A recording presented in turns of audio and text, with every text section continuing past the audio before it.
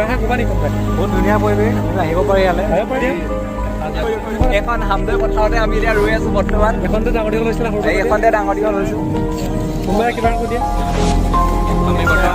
সৰবিয়াত এখন পথাৰ অন্যতম এখন খুব ভাল ধান খেতি হয় আৰু যিহেতু জৈৱিক সাৰ প্ৰদূষণ কৰা আৰু আমি ইয়াৰে মানুহ গতিকে কেতিয়াবা এদিন আৰু আপোনালোকে ইয়াৰ যদি চাউল খাই ন তেতিয়া আপোনালোকে বাচমতি চাউল খাব লাগিব।